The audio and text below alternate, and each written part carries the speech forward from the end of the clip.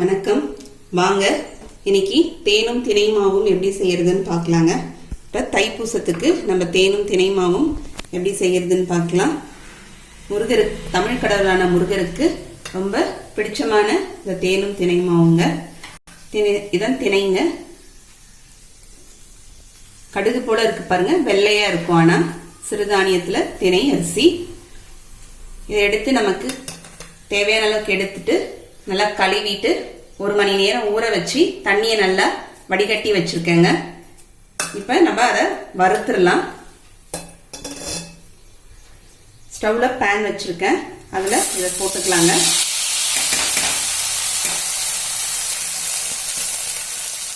தண்ணி நல்லா வடிகட்டிட்டு அதுக்கப்புறம் நம்ம வறுத்துக்கலாம்.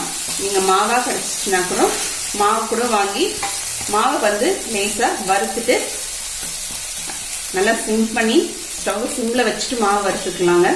வறுத்துட்டு அதுல கூட நம்ம தேன் ஊற்றி கலந்துக்கலாம்.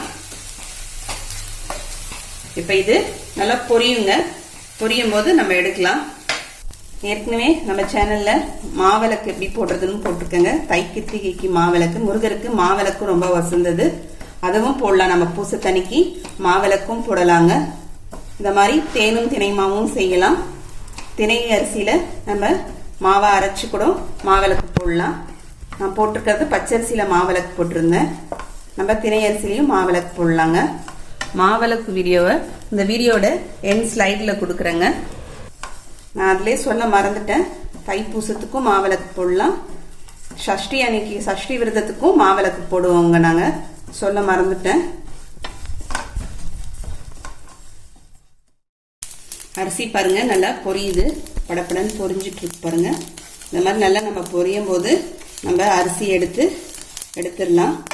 இந்த மாதிரி இப்ப நல்லா வறுப்பட்டுருச்சுங்க. நல்லா பொரிஞ்சு வச்சு நான் ஆஃப் பண்ணிடுறேன். ஸ்டவ்வை ஆஃப் பண்ணிட்டு இதை ஆற வச்சுட்டு மிக்சியில போட்டு நல்லா மாவு அரைச்சிக்கலாம்.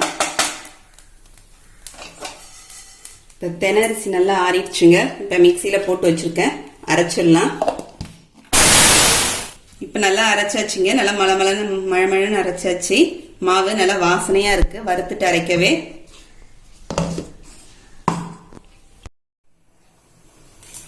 இப்ப பாருங்க, இப்ப மாவு அரைச்சு எடுத்து வச்சாச்சுங்க. இப்ப முந்திரியை நான் நெய்ல கொஞ்சம் வறுத்து எடுத்து வச்சிருக்கேன், அதை இதுல சேர்த்துறேன். முந்திரி சேர்க்கணும்னு அவசியம் இல்லைங்க. வெறியும் நம்ம மாவும் தேனும் சேர்த்தாவே போதும். இதெல்லாம் நம்ம டேஸ்ட்டுக்கு சேர்த்துக்கிறது தான். நீங்க முந்திரி சேர்க்க விருப்பப்படலனாலும் வெறும் தேன் கூட சேர்த்துக்கலாம். ஏலக்காய் தூளுங்க, ஒரு 1/4 ஸ்பூன் அளவுக்கு. இப்ப இதுல நம்ம தேன் விட்டுக்கலாம். தேன் ஒரு 1/2 கப் எடுத்து வச்சிருக்கேன் நானு. நமக்கு டேஸ்ட்டுக்கு தகுந்த மாதிரியும் தேனும் சேர்த்து கலந்துக்கலாங்க.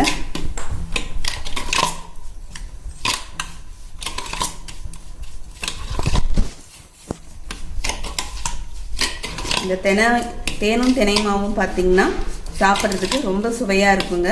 நம்ம சாதாரண நாளில் கூட இந்த மாதிரி செஞ்சு குழந்தைங்களுக்கு உருண்டை மாதிரி உருட்டி அதுக்கு மேலே தேங்காய் பூ பெரட்டி கொடுத்தோம்னா ரொம்ப நல்லாயிருக்கும். குழந்தைங்களுக்கு ரொம்ப சத்தானதுங்க. இதுவே போதுமானதாக இருக்குது. போதுங்க நமக்கு இந்த அளவுக்கு தேன்.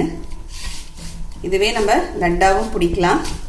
குழந்தைங்களுக்கு இப்படியேவும் கொடுக்கலாம், இல்லைன்னா லட்டு மாதிரி உருண்டை பிடிச்சி கூட கொடுக்கலாங்க. இந்த மாதிரி உருண்டை பிடிச்சி கொடுத்தா அவங்க கீழே சிந்தாம அழகா சாப்பிட்ருவாங்க. தேனுக்கு இவ்வளோ அளவு இல்லைங்க, நமக்கு எவ்வளோ நம்ம டேஸ்ட்டுக்கு தகுந்த மாதிரி தேன் சேர்த்துக்கலாங்க. இப்போ நமக்கு தைப்பூசத்துக்கான தேனும் திணை மாவும் ரெடி ஆயிடுச்சு. இது செய்யறதுக்கு ஒரு 10 நிமிஷம் கூட ஆகாதுங்க.